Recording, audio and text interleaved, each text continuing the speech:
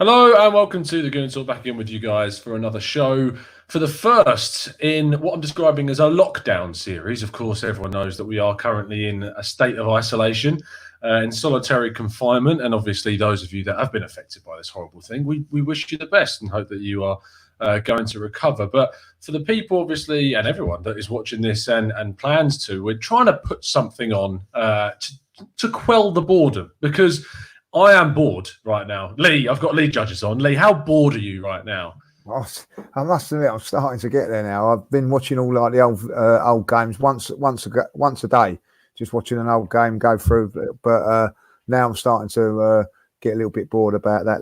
It's so hard. It's not so much the being in lockdown. There's no sport whatsoever. I love my cricket, my tennis. It looks like the tennis is going to go next week. They don't look like they're going to have Wimbledon this year, so it's a real tough time for the sports loving nation, I think, 100%, mate. I think that it's so. I mean, I've never played more games of FIFA. It's probably fair to say in my life than I have this week. I'm still working from home, so we're doing a little bit of that, but mainly it's about trying and just thinking about ideas that we could do. And this was one that I put forward to the group, and something which a lot of us jumped on. And Lee, we've decided to go for with you talking about Vieira's top 5 goals. Why did you pick that subject? Well, I picked that subject because going back watching the old games over the last week or so, I've been sort of watching games from around about. I've been watching the 70s games as well, but I've basically concentrated on like from 98 till about 2004. And I just didn't realise how awesome Patrick Vieira was and what he'd done for our football club. People always bring up Bergkamp, bring up Thierry Henry, but if it wasn't for this man, I don't think we'd have won the trophies we did. Some of the performances going back to the 2002 game at Old Trafford when we won 1-0, he was absolutely immense that day. The FA Cup game 2003 at Manchester United when we won, I think it was 2-1, I can't remember now, 2-0, was it? I think it was 2-0.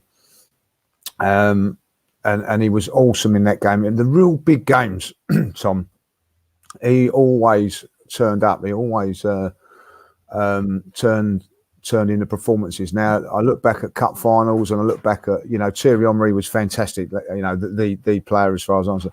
But there were those sort of games. There was even some of those games he didn't even play in. But Vieira did, you know what I mean? And he's just, the battles with Roy Keane were immense. But there was, I just feel that he was just a top player.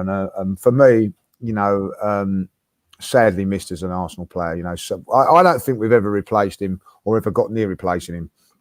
Now, people turn around and say, like, we never replaced Thierry Henry. But I think you could get away with it with the likes of Anelka or somebody like even Aubameyang could come into that. But Vieira, I don't think there's been able to replace him, or get near. If people keep mentioning Diaby, which, sadly it's safe if it weren't for injuries. But for me, just could do everything, if you wanted to go to war with him, you could go to war with him. But if he could play football, why I chose this subject, because if there is a weakness of Patrick Vieira, and one thing that you would say was a little downgrade on everything else was his goal scoring ability, and that's why I went for this one. Yeah, no, and that's what makes them extra special when they did go in, for sure. And we've got a cracking 5 to talk about now. Some of the ground rules, you'll notice as we go through these, and it's probably segues quite nicely into the first goal, because the first goal on our list is arguably the best quality goal of all of them that we've selected. It's the one with the most wow factor, for sure. So this is obviously down to me and Lee had a bit of a chat. I obviously gave Lee the deciding vote on these, but we've chosen these based on the feeling that they gave us. I say they gave us. I was joking around with Lee that some of these goals, I was 4 years old when they went in. So in terms of the feeling they gave us, Lee certainly knows firsthand more than I do about some of these. But in terms of the goal, just the emotion behind it, the moment, what it meant, definitely comes into it. But as we go through, we have got the live chat with us, with some of our regulars in it. Avon, one of our members, and Omar as well. Thank you so much for tuning in, guys. There's plenty of you in there too.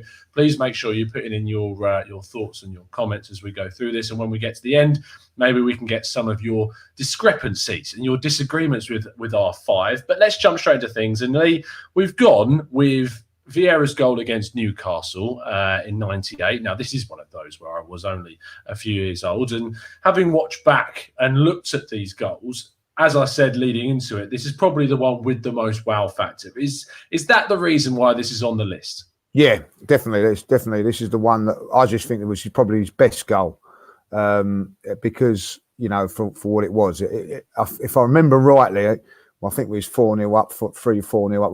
I think we went and won this game about 5-0, but so it wasn't as important as some of the ones later on. But it was just the wow factor. I think that he'd been at the club for about just over a year now, and he was just at this moment in time, this season here. Everybody talks about Dennis Bergkamp, and quite rightly so. He was absolutely outstanding, but Patrick come along, and he was just awesome at this time. And this goal from 25 yards out, he hit it and into the North Bank, which is, I think, always iconic when it's in the North Bank as well. And it was top corner, and it just showed you that he could do everything. I know that I've just said that he didn't score as many goals as he probably should, but he had that in his locker as well, and that's why I chose that one. Absolutely superb goal. And I remember the day that when he scored it, everybody was just buzzing because he was just, everybody's hero at that stage. So that's the reason why I put that one in there. So let us know in the comments what you thought of that one. I think some people might think that could have arguably been number one for a lot of people in terms of the quality of the goal. He smashed it from so far out into that. It's sort of like it strokes the top of the net as it goes in, and just a laser-esque strike from it. Our number 4 on the list, again, up there with one of the higher quality goals, was the goal against Manchester United. Now, when we do this, me and Lee and the other guys discuss about what we think should be the top 5, I send mine in and the guys send theirs in. And Lee, originally, you didn't put this on your list. No. It wasn't one of the ones you put down. Why wasn't it up there with the others, you thought, but still talk about the goal in sort of the quality that it was? Yeah, because do you know what? I looked at this goal, and it's an iconic goal because for a couple of reasons. But I don't think it was one of his better goals. I think that if we're going to go on the importance of it all, it probably was one of them. But I think that I don't know if it was I felt Schmeichel was at fault with it or something like that. I don't really know. I just felt that at the time. Also, when we discussed it and you did mention it, I went along with you on it because it's an iconic goal. Because if you remember rightly, when he slid in afterwards, he slid on his knees to celebrate. He got injured and had to come off at half time. And Arsenal didn't win for 3 or 4 games after that until he come back into the side. So that's how important that he was. So and this was a great game, and because obviously. Nicholas Anelka scored. I think Nicholas Anelka scored early, and then it was Patrick made it 2-0. And I think that this game will always be an iconic game for David Platt's header at the end. Yeah. We'd lost Vieira at half time, as I said, and we was then 2-0 up, and they come back. Teddy Sheringham got both goals, and it was 2-2, and it looked like we'd blown it, and then David Platt come up with his header, but it was more of a relief than anything, that goal there. But again, it just showed you the importance, and that's why I think that I went with you on the end of this one, because it just showed the importance of Patrick. Is that we was 2-0 up when he went off, and so in the second half, in theory, we lost the second half 2-1, and a lot down to this man, because that's how good that he was, and so a great strike when I look back on it as well, but.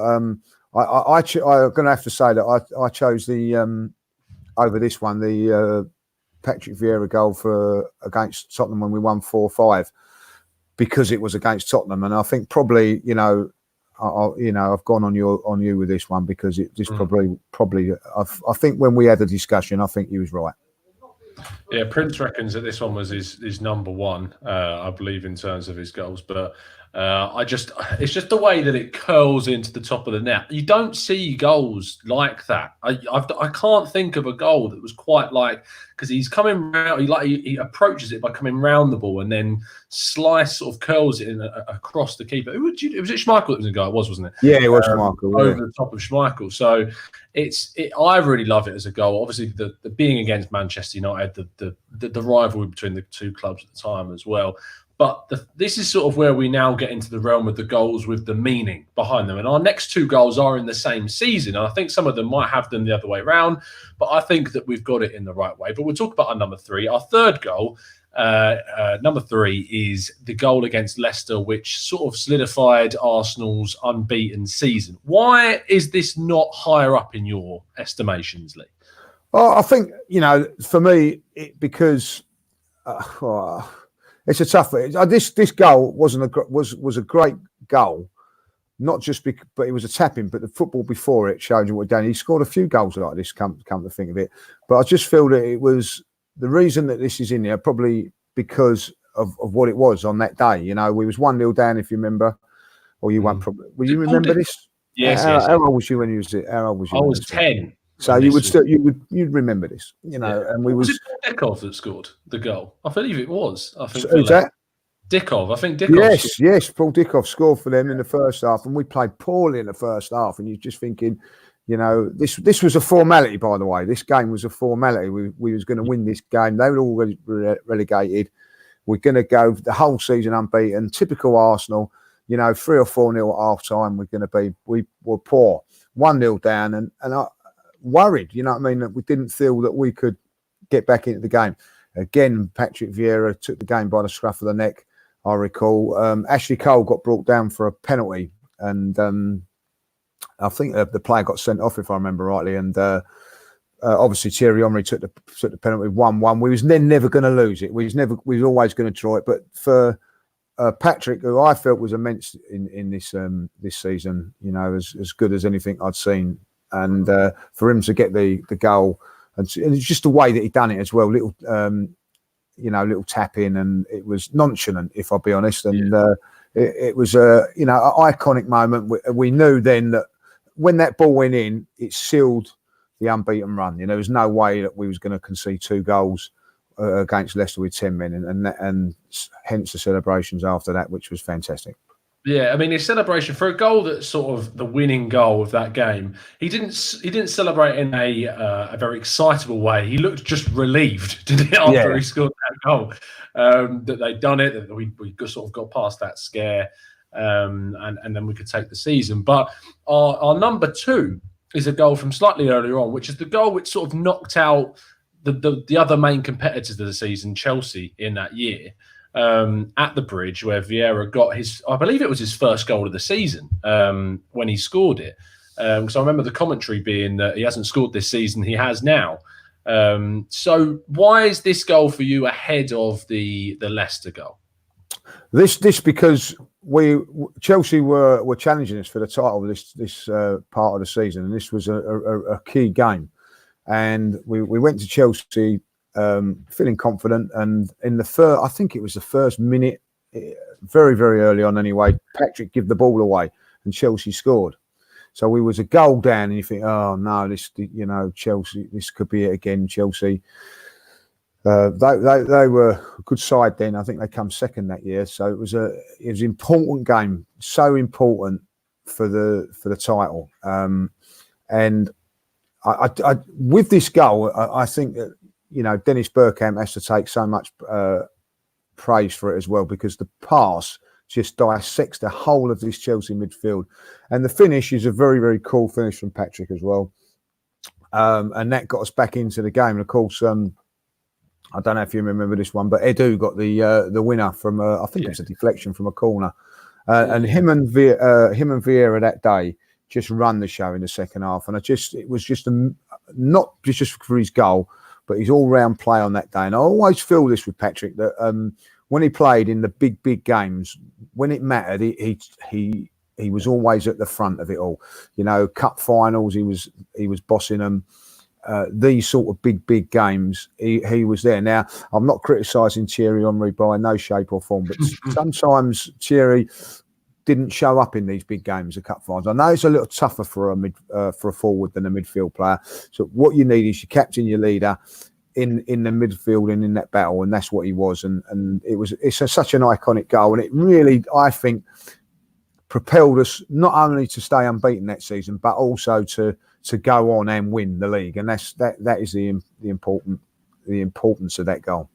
Yeah, and Ryan, who from the Mr. Arsenal podcast, picks up on it being a great assist from Bergkamp. Was it an outside of the boot pass through? I believe was it just it was from, but it was just, you know, if anybody's not seen it, just go and watch the goal. Obviously, people have seen it. I'll just remind you how good the goal was, because it is an absolute peach of a pass from Bergkamp. You know, Vieira does not have to come out of stride. He just strides onto it.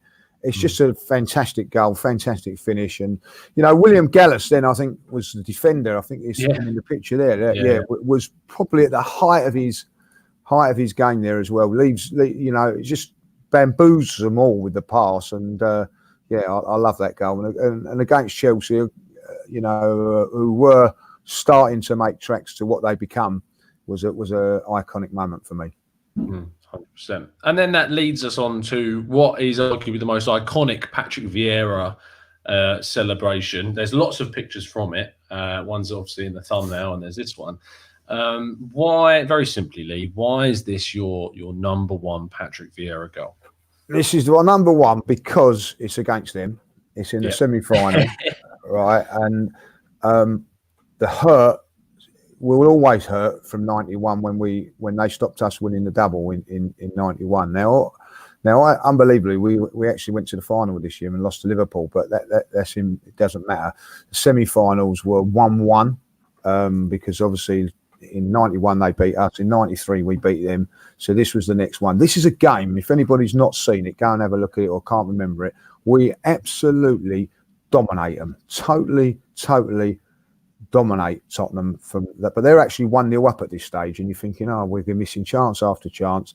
And from the free kick, unbelievable. It was the last contribution from Sol Campbell in a Spurs shirt. He actually fouls Ray Parlour, and from that free kick, Vieira powers in with a header. He was just absolutely awesome on this game. And the second goal also, he just breaks through the Spurs defence, plays the perfect pass for Wiltord, and Wiltord onto Perez, and that's the end of that. You know what I mean? So it was just, that was a fantastic goal. But my brother, of course, is a Spurs fan and was in the Spurs end when that happened. And when he got home, that was the first time I think that he'd seen Patrick Vieira live, and he just turned around and said, "I've just seen Vieira live for the first time," and he just said, as a Spurs fan, "Oh my God, you know, what a beast." I'll never forget him saying that to me. What a beast. He said, like, you know, what a player. And he goes, if it wasn't for him, we might have got something for that. And I said, I don't know about that, but he just said he was just the lifeblood of our team that day. He just said everything he'd done, and I did.